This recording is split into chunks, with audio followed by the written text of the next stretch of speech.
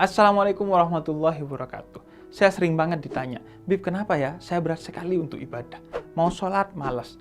Tapi lari-lari futsalan atau jingkrak-jingkrak tiktokan, enggak.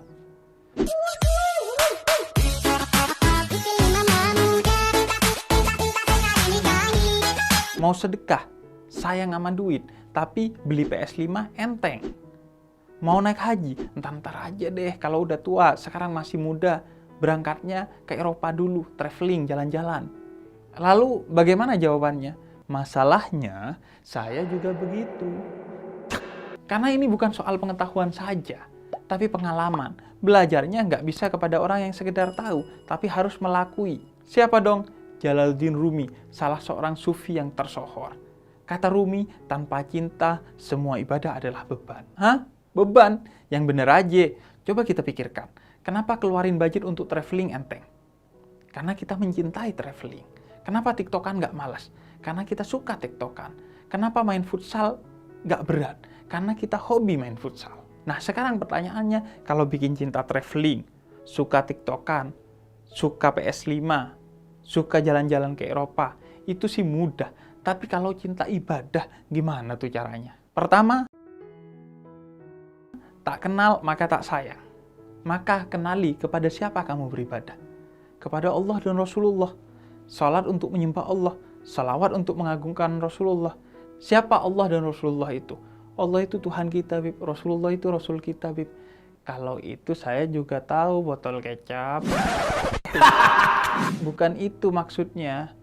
Allah adalah Tuhan yang maha cinta. Dia Ar-Rahman dan Ar-Rahim. Maha pengasih dan maha penyayang. Dalam hadis qudsi, dia katakan bahwa dia mencintai kita lebih dulu.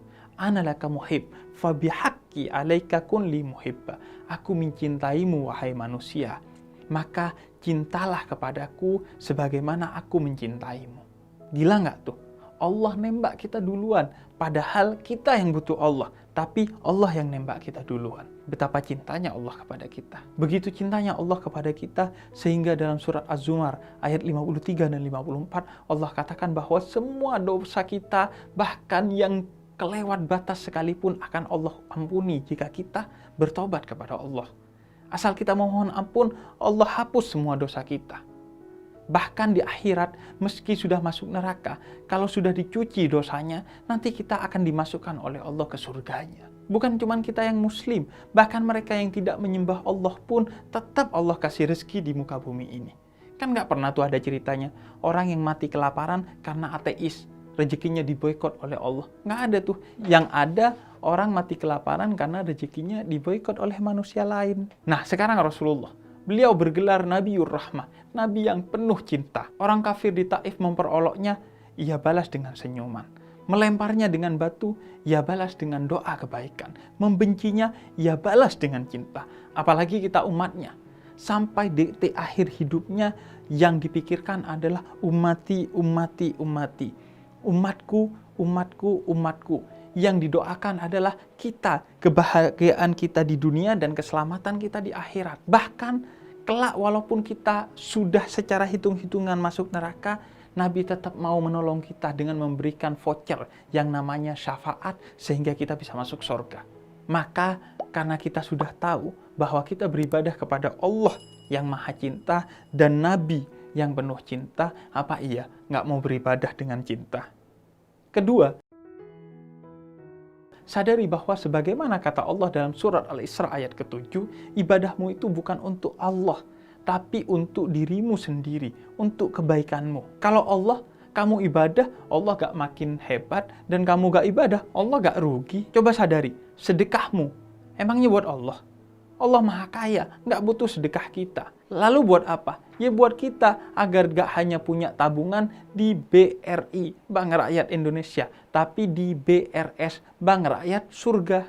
Ketiga, pahami makna dari setiap ibadah. Orang tak akan cinta melakukan apa yang dia tidak tahu maksudnya. Kenapa orang mau lelah mencari duit?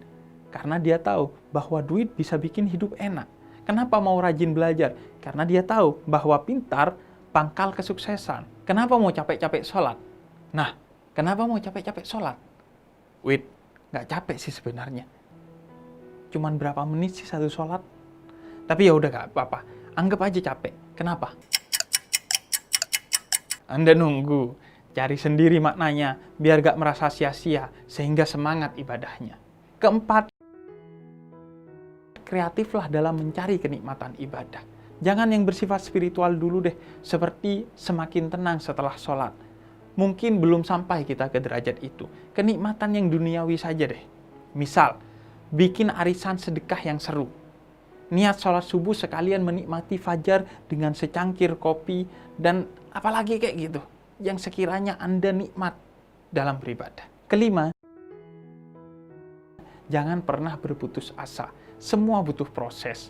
Mencintai kadang butuh proses. Dulu sih nggak cinta doi, cuma lama-lama kenal ya jadi cinta. Nah gitu kira-kira. Kan tak kenal maka tak sayang. Nah mengenal itu butuh proses. Karena itu Allah melarang banget bagi kita untuk berputus asa. Meski suka nyesel setelah sedekah 10.000, coba terus sampai mulai ikhlas dan menikmatinya. Meski suka ngantuk pas sholat subuh, jalani terus sampai menemukan kenikmatannya. Allah pasti bantu kok, woles saja. Ampun Bang Jago. Terakhir gini, kenapa kamu mau curhat yang dalam banget ke kekasihmu, sahabatmu, atau orang tuamu? Kenapa? Karena kamu mencintai mereka, sehingga kamu enjoy buat cerita, percaya buat ngungkapin isi hati. Begitu juga semua ibadah. Quran gak akan mengungkapkan pengetahuan terdalamnya kalau kamu tidak mencintainya. Sholat tidak akan menunjukkan kenikmatannya dan rahasia di dalamnya kalau kamu tidak mencintainya. Tanpa cinta, ibadah adalah kewajiban. Dengan cinta, ibadah adalah kecanduan. Seorang sufi setelah sholat subuh, ia akan menanti waktu sholat isya seperti seorang kekasih yang menunggu tibanya kekasihnya yang telah berjanji akan datang. Itulah puncak ibadahmu. Wassalamualaikum warahmatullahi wabarakatuh.